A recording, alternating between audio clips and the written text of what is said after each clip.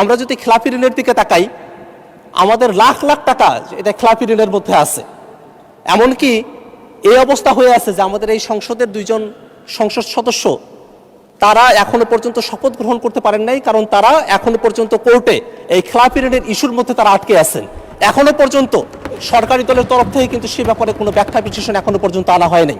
অর্থাৎ এই খেলাপি ঋণের যে বিষয়টা, সেটা আমাদের অর্থনীতিকে একেবারে পঙ্গু অবস্থায় নিয়ে গেছে। আমরা আমাদের মূল্যস্ফীতি মুদ্রাস্ফীতির যদি দিকে তাকাই, এটা 2 অঙ্কের ঘরে আছে, 10% কাছাকাছি। আমরা আমাদের জিডিপির দিকে যদি তাকাই, আমাদের জিডিপি এটা 4% একটুখানি বেশি অবস্থায় আছে প্রবৃদ্ধির হার।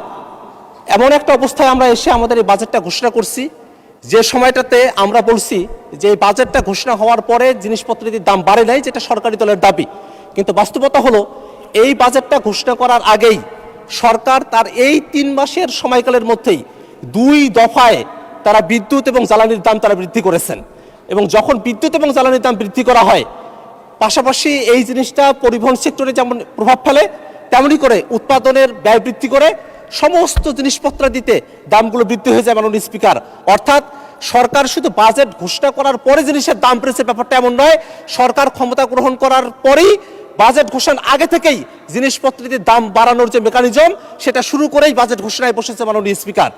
মাননীয় স্পিকার, আমরা যদি সরকারের এই অর্থনৈতিক সেক্টরগুলোতে আমরা যদি বিদেশ থেকে ঋণ নিয়ে আসার যে প্রক্রিয়া, সেটার দিকে আমরা যদি তাকাই, আমরা দেখলাম যে সরকার IMF এর কাছ থেকে, বিশ্বব্যাংকের কাছ থেকে তারা ঋণ নিয়ে আসতে চায়। কিন্তু গত বসন্তকালীন বৈঠকে যখন আমাদের অর্থমন্ত্রী তিনি আমেরিকায় গিয়েছিলেন, সেখানে কিন্তু IMF কোনো ঋণ ছাড় করতে চায় নাই। কেন চায় নাই? কারণটা হলো IMF চেয়েছিল বাংলাদেশের অর্থনৈতিক খাতগুলোতেও একটা বড় ধরনের সংস্কার আসুক।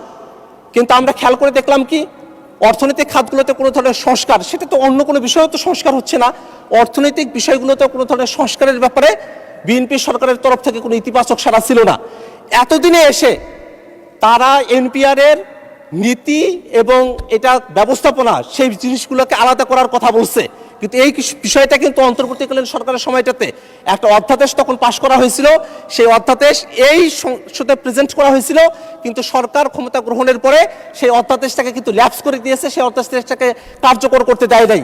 যদি সরকার সেই সময়টাতেই যদি সংস্কারের বিষয়গুলোকে মেনে নিত, যদি আর্থিক ব্যবস্থাপনার সংস্কারগুলো হয়ে যেত, সেক্ষেত্রে হয়তো বিদেশে যে ঋণের ক্ষেত্রে গিয়ে আমাদের অর্থমন্ত্রীকে খালি হাতে ফিরে আসতে হলো, সেই রকম ধরনের পরিস্থিতিতে আমাদেরকে নাও পড়তে হতো মাননীয় স্পিকার।